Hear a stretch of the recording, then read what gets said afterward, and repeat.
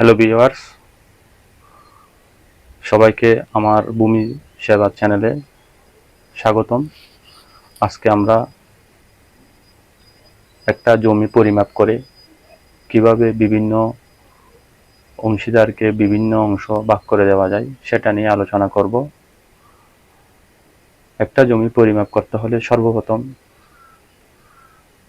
পদ্ধতিটা জানতে হবে। তাহলে সর্বপ্রথম পদ্ধতি জানতে হলে আমাকে লক্ষ্য রাখতে হবে একটা জমি কয়টা পদ্ধতিতে পরিমাপ করা যায়। তাহলে একটা জমি পরিমাপ করতে হলে গড় পদ্ধতি, হ্যারেন্স ফর্মুলা পদ্ধতি, দুইটা পদ্ধতিতে আমরা জমি পরিমাপ করে থাকি। আজকে আলোচনা করব আমি গড় পদ্ধতিতে কিভাবে জমিটা পরিমাপ করা যায়। আসুন তাহলে জমি পরিমাপ করার সর্বপ্রথম কাজ হচ্ছে আমাকে দিকটা নির্দেশ করতে হবে, উত্তর, দক্ষিণ, পূর্ব, পশ্চিম। এটা করার পরে তারপর আমাকে একটা জমি অঙ্কন করতে হবে। জমির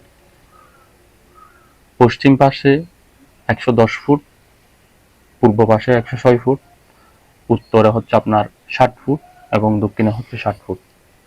তাহলে আমরা যেহেতু গড় পদ্ধতিতে নির্ণয় করতেছি, গড় পদ্ধতিতে করতে হলে আমাকে দৈর্ঘ্যের গড় করতে হবে এবং প্রস্থের গড়ও বের করতে হবে। আসুন তাহলে আমরা সেটা করি।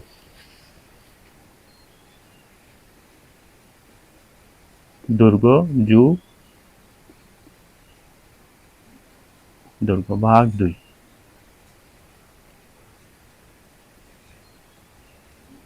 প্রস্থ যোগ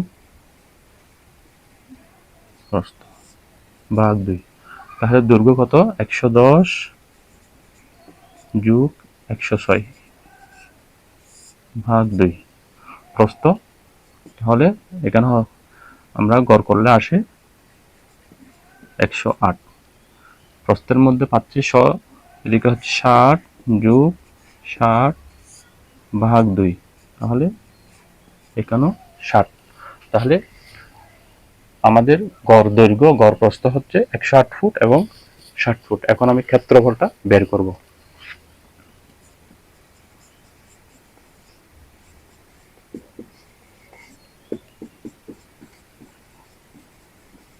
দৈর্ঘ্য গুণ প্রস্থ, গড়। তাহলে গড় দৈর্ঘ্য হচ্ছে আমার 108, গড় প্রস্থ হচ্ছে 60। তাহলে দুইটা গুণ করলে এটা আসে আপনার 6480 বর্গ ফুট। এখন আমি এটাকে শতকে নেব। তাহলে আমাকে শতকে নিলে 1 শতক সমান কত বর্গ ফুট সেটা আমাকে জানতে হবে। তাহলে 1 শতক সমান 432 বর্গ ফুট। এখন এই টোটাল বর্গ ফুটকে আমি 432 বর্গ ফুট দিয়ে ভাগ দিলে আমার কত শতকের জমি সেটা বেরিয়ে আসবে। তাহলে 6480 ভাগ 432, এটার ভাগ দিলে আসবে 15 শতক। তাহলে এখানে জমির পরিমাণ হচ্ছে 15 শতক জায়গা। এখানে আমরা এখানে পেলাম 15 শতক জায়গা। এই 15 শতক জায়গা আমরা 3 ভাইয়ের মধ্যে বন্টন করে দেব। প্রথম ভাইকে দেব 5 শতক, দ্বিতীয় ভাইকে দেব 7 শতক এবং তৃতীয় জনকে দেব আমরা 3 শতক। কিভাবে দেব? আমরা এদিক থেকে প্রথমে আমরা 5 শতক জায়গা এদিক থেকে দিয়ে দেব, এখান থেকে। তাহলে আমাকে এটা 5 শতক দিতে হলে আমরা জানি 1 শতক সমান 432 বর্গ ফুট।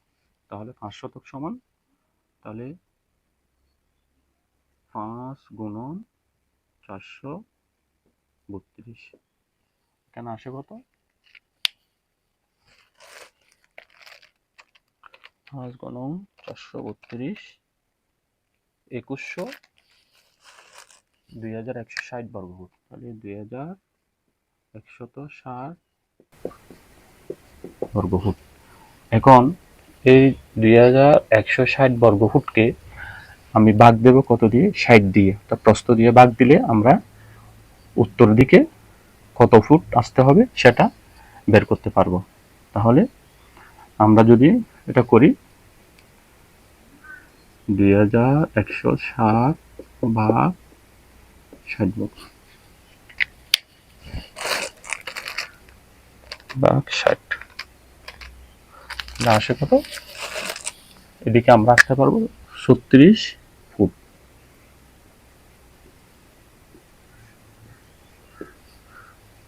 তাহলে এখানে এই রেখাটা হচ্ছে 60 ফুট।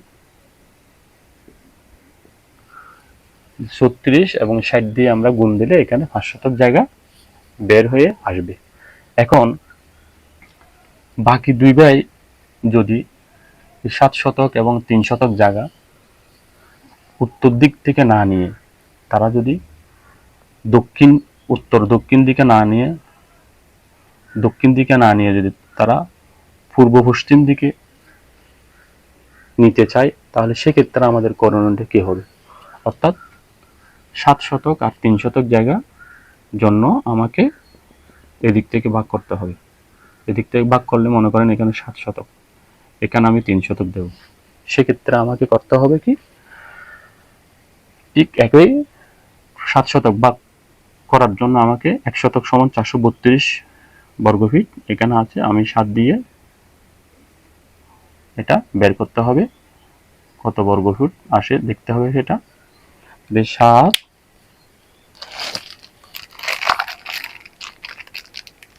432 গুণ 7 3024 বর্গফিট। তাহলে এখানে আসবে কত? 3024 বর্গফিট। এই 3024 বর্গফিটকে আপনার ভাগ করতে হবে কত দিয়ে?